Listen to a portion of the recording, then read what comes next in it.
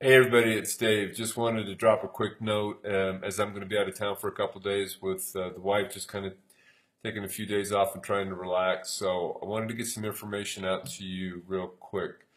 We've got upcoming general membership meetings next week. With that, we have the nominations for the convention for this year, which is going to be in Seattle, Washington, from the 6th to the 10th of August. Those nominations will come from membership.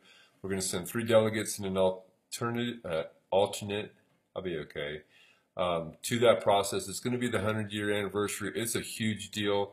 Jesse Weddle, thankfully, Johnny on the spot, was on the phone or on the computer like at dark 30 the other morning as they opened up the available rooms being blocked out during that convention, and literally what normally takes a couple weeks to get through sold out in a mere matter of hours. So thankful to Jesse for being so diligent as usual in kind of reserving us a couple rooms. But nominations for those will happen this month, next week at the general membership meetings, and then the following month we'll have the ballot for that. So if you want to go to Seattle, you want to be part of the 100-year anniversary and the convention, it's going to be a fairly significant deal this year.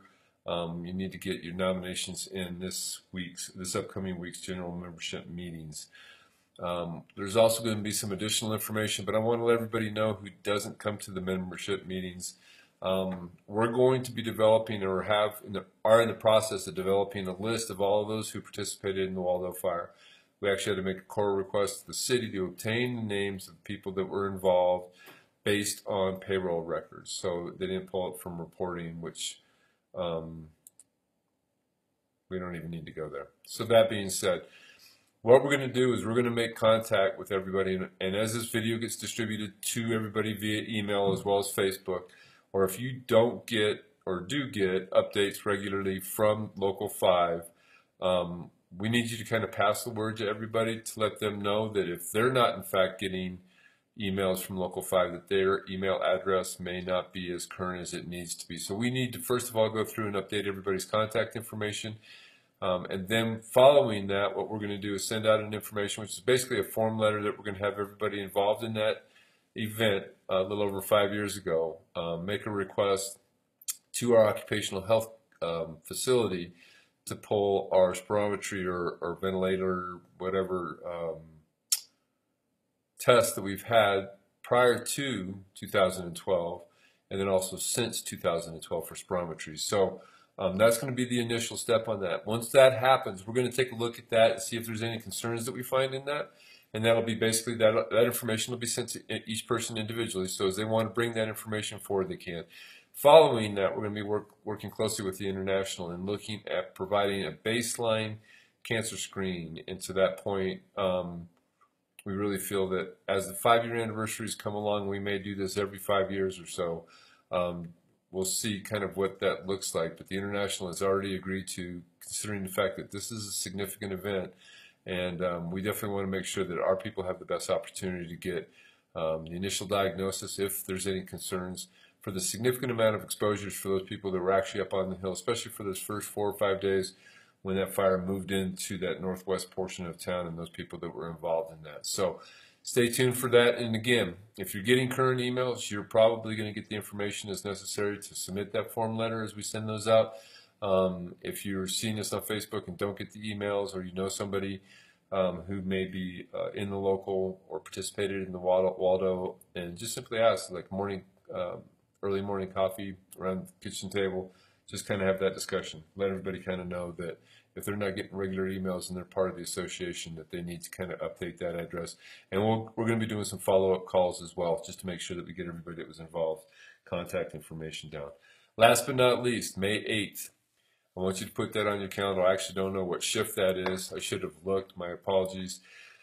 Anybody that's not on shift, it's going to be the first step in the process of this collective bargaining agreement. So we're at officially 1 year in time frame and counting down. So it's going to be game on, and we're going to need to make calls such as this, and we're going to need participation. So we're trying to give you as much notice as we possibly can. So we're literally a month out. May 8th, we're going to go introduce ourselves to City Council, and that request, as we formally asked to be involved in a work session and do this kind of behind the scenes and work with our counselors. We've had a little bit of pushback from the city. And so instead of once again, trying to have to fight things legally, we're going to go through what they're asking us to do, which is the process to actually make a presentation during citizens' comments during the open forum on the city council meeting. We need to demonstrate to council that all of the members that are in this organization feel strongly that we need to have a representative voice in determining the health and safety of our members and adequate resources that we need to perform and do the job to serve the citizens of Colorado Springs. So put that on your calendar. It's going to be a pretty big call for us to be able to literally press up against the numbers as required by our dear brothers and sisters over in the fire marshal's office.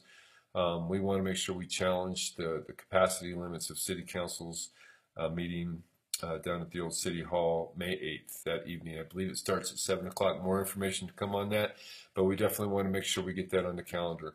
We are, in fact, in the process. This is where the game gets going, and we need to be ready to play the game. It's a year's worth of effort, broken up into several small plays. Each one of those plays is going to be significant for us to be successful. I'm asking for the call, so set your calendars aside. We'll definitely make sure to get more information out concerning that. General membership meetings next week. Unfortunately, I won't be there. Mr. Weddle, Mr. Crum, all the others on the executive board, and if you need anything else, contact any one of those folks, and they'll be able to confidently take care of it. But we would definitely ask for you to come out, participate in those membership meetings as well. Again, you know that we're dark during the summer, so we got a couple more meetings before summer. We're going to go dark, and then we're going to pick it back up in the fall. It's going to be critically important that everybody stays tuned as far as keeping up with the information that's necessary as we go forward to make sure that everybody's in tune and ready to respond to whatever calls that we have as things kind of go forward. So they'll also be able to update you during the general membership meetings, kind of where we're at in respect to JJ's perspective on where we've gone. John Royce is coming back from the Political Training Academy, and we've got Chris Jones going out to the Communications Training Academy upcoming in May. Things are falling into place. We're fixing to get ready to go. We're going to definitely need your support. Thanks for your time. Hope to talk to you soon. And again, if you need anything, don't hesitate to contact any one of the members on the executive board and not me, at least for this upcoming week. Thanks.